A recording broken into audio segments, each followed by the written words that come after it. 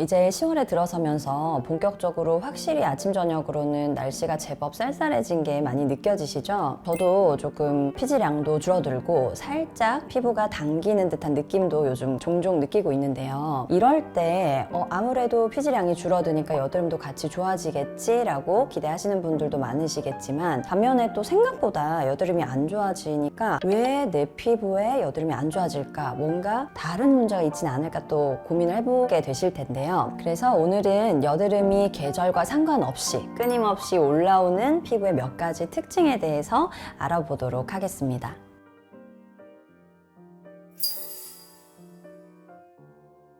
안녕하세요. 여드름 피부를 위한 맞춤형 스킨 컨설팅 맑음 그리고 빛입니다.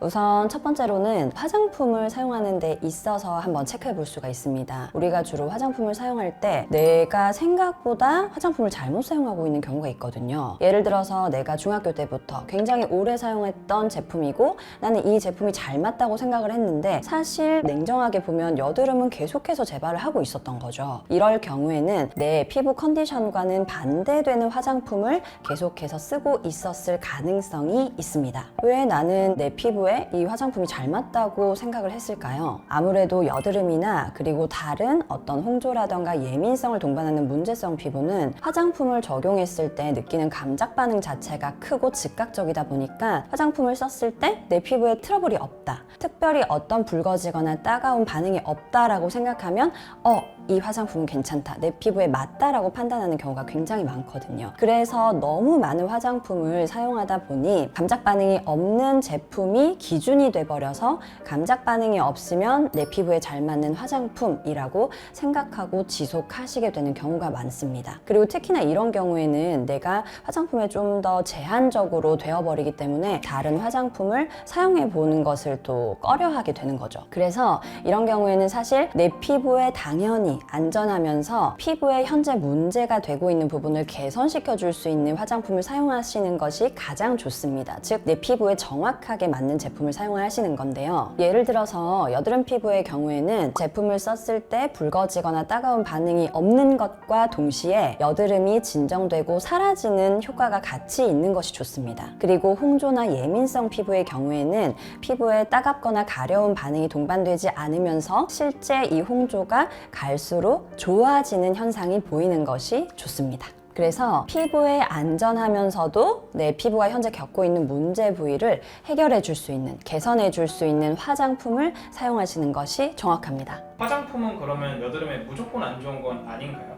네, 그렇진 않습니다. 피부과에서는 특히 여드름을 질환으로 보기 때문에 이건 질병이니까 피부과에서 무조건 치료를 해야 돼라고 생각하시는 경우가 많아서 화장품을 극단적으로 줄이면서 피부과에서 치료를 받으시는 경우도 굉장히 많은데요. 사실 여드름은 피부 표면에, 즉 표피에서 발생하는 문제이기 때문에 화장품으로도 충분히 관리가 가능하고, 여드름의 개선을 도와줄 수 있는 화장품을 적절하게 내 피부 상태에 맞게 잘 쓰시면 오히려 여드름이 호전될 수 있습니다. 내 피부랑 내 여드름에 맞게 화장품을 계속해서 바꿔보는 시도도 되게 중요하겠네요. 네, 맞습니다. 그래서 특히 여드름 피부의 경우에는 뭔가 화장품을 내 피부에 좀 더 잘 맞는 게 없을까 하고 여러 가지를 테스트해 보시면서 내가 의도치 않게 시행착오도 겪게 되는데요. 문제는 이런 경우에 내가 혼자서 어떤 정보를 외부에서 수집해서 테스트를 하다 보면 피부에 예상치 못한 감작 반응이나 피부가 뒤집어지는 현상이 나타날 수 있기 때문에 이런 경우에는 전문가와의 상담을 통해서 정확한 화장품 처방을 받으시는 것이 좋습니다.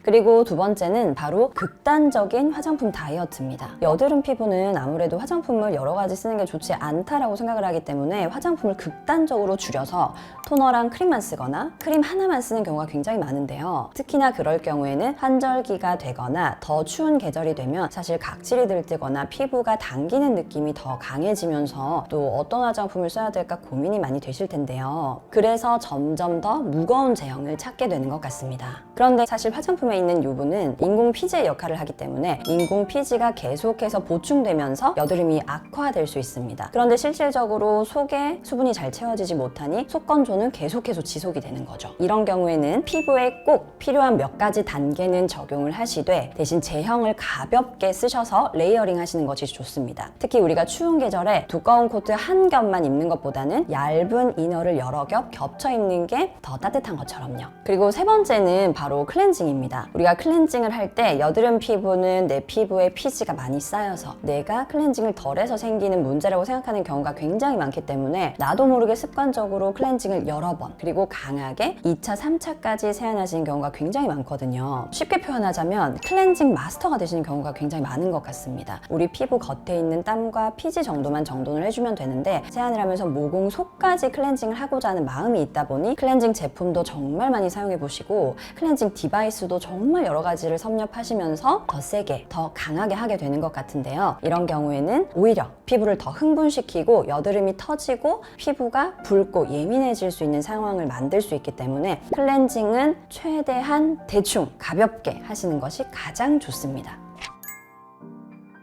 특히 여드름은 유전적인 체질에 의해서 발생하는 것이지만 그 외적으로도 영향을 굉장히 많이 받기 때문에 여드름 관리할 때 특히나 생활 습관을 관리하는 건 정말 중요한데요. 여드름이 끊이지 않고 발생하는 피부의 대표적인 생활 습관에서도 특징 몇 가지 있습니다. 첫 번째는 바로 늦게 주무시는 습관입니다. 아무래도 여드름 피부는 고민이 많다 보니 밤에 유튜브로도 여드름 피부에 좋은 화장품, 인스타그램에서도 여드름 피부에 좋은 화장품 이런 것들을 굉장히 많이 검색해보게 되는데요. 그러면서 늦게 새벽 1시, 새벽 2시에 주무시게 되고 다음날 여드름이 더 곪거나 더 새로운 여드름이 올라오는 경험을 많이 하시고 계실 거라고 생각합니다. 저도 예전에 참 그런 시절을 많이 보냈었는데 늦은 수면 자체가 피지선을 자극해서 피지량을 늘리게 되는데 이때 여드름 씨앗이 더 많이 형성되거든요. 그리고 이미 진행 중인 여드름도 잠을 잘 자면 스스로 가라앉을 수 있는데 염증 반응이 악화되다 보니까 여드름이 계속해서 재발한다면 내 수면 습관을 한번 체크해 보시는 게 좋습니다.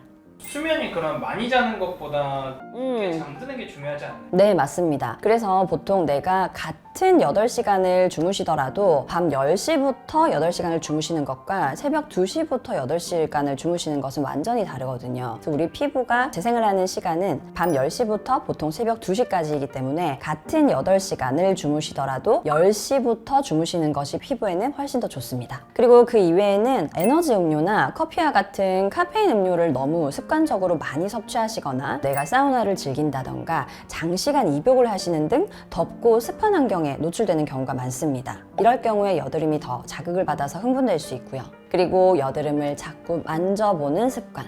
여드름이 더 작아졌나 커졌나 나도 모르게 자꾸 만져보게 되는데 이때 아주 사소하게 가해지는 물리적인 마찰도 여드름을 흥분시킬 수 있습니다.